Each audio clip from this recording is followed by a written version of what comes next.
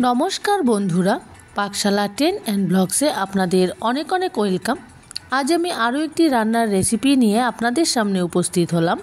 मानकचुर एकटी रेसिपि, दुर्दान्त गरम भातेर साथे खावार जोन्नो दारुण एकटा रेसिपि आज आमी आपनादेर साथे शेयार करे दिलाम।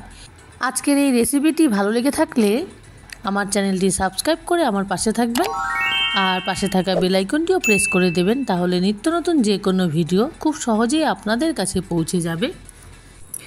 मानकचुर এই রেসিপিটি তৈরি করবার জন্য মানকচু এরকম ছোট ছোট টুকরো করে কেটে নেওয়া হয়েছে আর রসুনও ছাড়িয়ে নেওয়া হয়েছে। রসুনের কোয়া বড় সাইজের রসুনের কোয়া নিয়ে নিয়েছি আর কাঁচা লঙ্কা নিয়ে নেওয়া হলো বেশ কয়েকটা।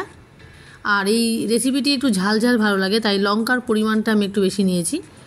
এবারে আমি সরাসরি মিক্সার গ্রাইন্ডারে অ্যাড করে দেব।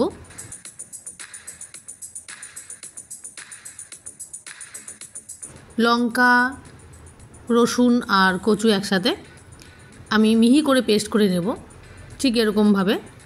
एर आगेও आमी मानकचुर रेसिपि आमी आपनादेर साथे शेयार करे दिएछिलाम, सेटा अन्यभावे। आजके आमी एकदम अन्यरकम भावे रेसिपिटी तैरी करेছি। कचुटा काँचाई बेटे निয়েছি एरकम भावे। सब कचुगुलो बाटा हये गेছে, तार साथे रसुन काँचा लंकाও पेस्ट करा हये गेছে।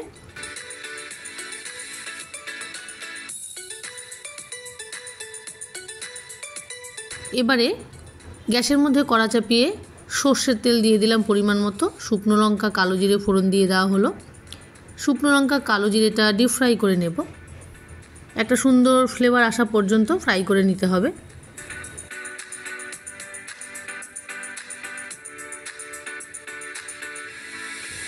ফ্রাই করা হয়ে গেছে শুকনো লঙ্কা আর কালো জিরেটা। এবারে পেস্ট করে রাখা রসুন কাঁচা লঙ্কা আর কচুটা ওর মধ্যে অ্যাড করে দিলাম। ফোড়নের সাথে ভালো করে মিশিয়ে নেড়ে চেড়ে নেব। মিডিয়াম আঁচেই তৈরি করে নেব রেসিপিটি।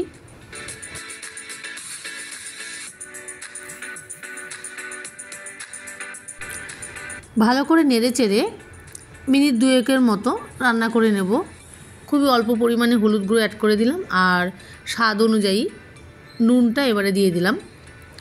হলুদ গুঁড়ো আর নুনটা ভালো করে মিশিয়ে নেড়ে চেড়ে রান্না করে নেব।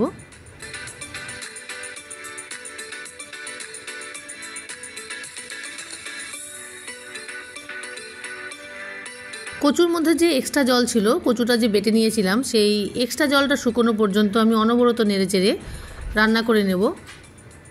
পরিমাণে অনেকটাই কমে এসেছে আর এক্সট্রা জলটাও শুকিয়ে গেছে। এবারে রেসিপিটি প্রায় তৈরি হয়ে গেছে, খুন্তির সাথে সাথে ঘুরছে একদম। এবারে তৈরি হয়ে গেছে, একদম জল শুকিয়ে গেছে, শুকনো হয়ে গেছে। একটি পাত্রের মধ্যে গরম গরম নামিয়ে নিলাম।